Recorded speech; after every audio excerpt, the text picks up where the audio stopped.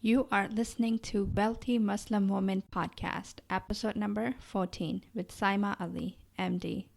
Assalamu alaikum, everyone. I am so excited to be speaking to you today. I actually had to look up what episode we were on. I thought we were still on 12 or 13, but we are on number 14, and I am so excited to be speaking to you all. And thank you so much for listening in and sending me all your feedback. I love it. Thank you so much. Let's speak a little bit more about real estate today, and we might switch to a different topic for next week. So, there are many different ways of investing in real estate, so many different options, and you do not always have to even get a mortgage. There is a very famous acronym in real estate. It's called investing with OPM. OPM stands for other people's money. So there are many ways of starting in real estate, building your investments up without ever using any of your money. You don't have to use any money, you don't have to get any mortgages, and we will discuss some of those ways today. So, what is flipping? Flipping is usually when you purchase a property and then soon after you are reselling it. Now, basic rules stay the same for all sorts of investing. We always want to buy low and sell high. For real estate, you either want to purchase a property that is undervalued, so the properties around it are selling at much higher, and this one property is selling for lower than everything around in the neighborhood, or it is selling at a market value, but you are thinking that the property value in that area, in that neighborhood, are going up a lot faster than normally would be expected. In flipping, so you also want to buy a property at a low price, and then you want to lock in that price. Draw up a written agreement. I remember I took business law back in college, and the importance of a written contract was emphasized over and over again. Even though people can be bound by a verbal contract, you will have hard time proving that in the court. It will be your word against somebody else's words. So you want to have a written agreement with the seller of the property. Also, in the flipping game, you would want to have the buyer ready, the rebuyer. This is the person who will be buying the property from you. You want to make the flip happen as soon as possible. You don't have time to wait and then go and find the buyer or the rebuyer. So, what are the steps for this? First, you locate a property that is selling below its value. You contact the seller.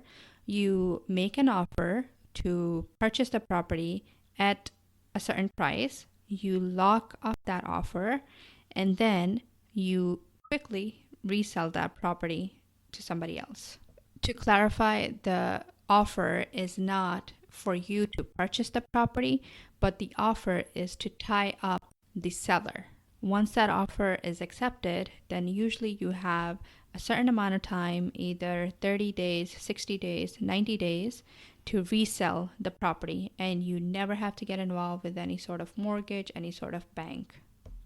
There are a couple of ways of making this happen. One is called the options. It's kind of similar to the options in the stock market. So this is for the buyer. This presents an opportunity, but not a requirement. The buyer does not have to buy, but the buyer has the opportunity to purchase a property at a set price at some future date. For the seller, this is a commitment to sell for that set price by a certain date. The basics are very simple. You locate the property and you make an options offer. This is an option to buy the property at a certain price by a certain date. You give them the options money. Sometimes it's $100, sometimes it's $5,000. It depends on the value of the property. and the seller gives you the right to purchase that property by a certain amount of time. Now, this time is not fixed. You can buy, you may have 30 days to resell the property, you may have 60 days, you may have a year, but again, the offer will dictate what it is. Next, you make the agreement with the rebuyer who will be purchasing the property from you. Now, how do you make money in this? You are making an agreement with the seller to purchase a property at a fixed price, and then you are reselling that property to another buyer at a higher price than what you are paying, and the difference is your profit. The key is to buy the right property and the right seller and the right rebuyer. The most important factor in this is to have the rebuyer ready. And if you have the rebuyer ready, then you can sell the property within 30 days, within 60 days, or even quicker. But if you have to go and find a rebuyer, then it may take longer and you may end up losing the deal. How do you do the paperwork for options? There are forms available at regular stationery stores to do this. However, it's better to get an attorney involved or somebody who has more experience, especially when it is your first or second deal. You want to make sure that things go correctly. And again, you do not have to qualify to get a mortgage with this. No credit score needed. All you need is to have the option and the rebuyer. The rebuyer will need the mortgage, the money to buy the property, and they will need the credit score, and the closing cost and everything is with the rebuyer. Another way to make a similar deal is to use an assignment of purchase. What this means is that when you make an offer to purchase, usually it's done in cash, then you make an offer, you say that the buyer is either your name or assigns. This means that either you can buy the property or someone else to whom you have assigned the contract can also buy the property. And again, the rebuyer will get the financing and make the purchase, and you pocket the difference between what you paid for the property and the higher price that the rebuyer pays for it. Getting someone to agree to an assignment can be difficult because the person who's selling it doesn't know who will eventually purchase the property. They are afraid that you might not be able to get the mortgage that's needed and that somebody will back out at the last minute. So there are different type of escape clause that you are putting in the contract, and you may have to decrease those, or you may have to up the purchasing price. The ability to assign a contract runs much shorter than the options contract. These are usually 30 to 45 days. That means that you've got to find a buyer and end the deal very, very quickly. And the advantages again are that you don't need to put in your own money. You have to put up only the original deposit when you are buying the property from the seller, and you will get this deposit back from the rebuyer. And you can expect to get your profit out within 30 to 45 days. And you don't have to qualify to get a mortgage. You don't have to deal with the bank. You don't have to deal with closing costs. You don't have to deal with any of the other headache. And as any transaction, there are always risks involved, especially in assignment and options. The seller may get angry that you are buying a property from them at a low price and able to sell at a higher price. And this is the reason why you should have full disclosure. You should tell the seller what you are trying to do to help avoid any of these problems. What you are bringing to the table in this type of deals is your marketing experience or your marketing expertise. That's what you are making the profit for, and that's what you should be getting paid for. And of course, you should also tell the buyer or the rebuyer what you are trying to do. They may have no issue with it. They may think, they may appreciate your expertise, and they may want to work with you again on a different deal. but it's better to disclose it to them and the purchase price that you are paying. In this way, they don't, if they find out later on, they don't think that they got cheated or that you lied or anything like that. Most investors like to do the options deal rather than assignments. With options, everything is on the table, everybody knows what's happening. With assignments, there is more likely probability of hiding things, and not many people understand them, so they may shy away from assignment deals. And again, just a reminder, you should only get involved in investments that you thoroughly understand. You understand their benefits, you understand their risks. Read as many books as you have to. I cannot go over all the details in these short podcast episodes. My goal is just to make you aware of what's out there, mention these things, and then you do your research and you decide what's comfortable for you and which direction you want to go in.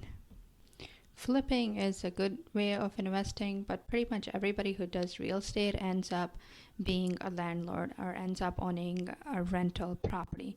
There are many advantages of owning a rental property, including the tax benefits, getting the depreciation from a rental property, and there are a lot of taxes that you may have to pay in terms of capital gains tax if you are selling too quickly.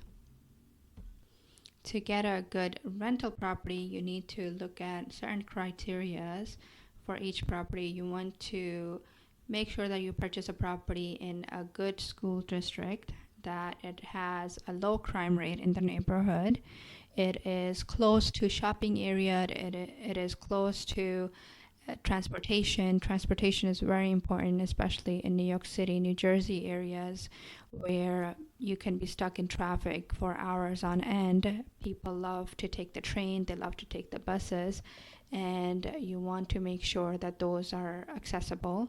The house cannot be too small or it cannot be too big, and that there is an active rental market in your area, and a house that is suitable for tenants, and a house that is easily maintained without requiring a lot of ongoing maintenance. One of the things that I learned recently from my husband was that they discourage you from putting ceiling fans in rental property because that's something that will need some sort of maintenance or some sort of fixing up in a couple of years, 2-3 years.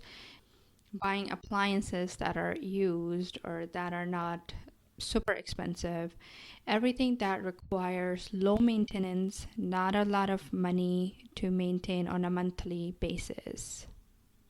It is also preferable to have your rental properties close to where you live because things will go wrong. You will have to go into the house and try to fix it. If you are spending hours on end commuting to the place to try to help the tenant, then that is also additional cost. And also if the property is in a different state far away, then you will need to hire property managers or other people to help you out, and that is an additional cost out of pocket. You will also need to do your work to find a good tenant for yourself. You want to look at other people's credit scores, to get their old receipts from previous landlords, their recommendations from previous landlords if they have paid their rent on time. The most important question to ask the previous landlord would be, would you rent your property to this tenant again?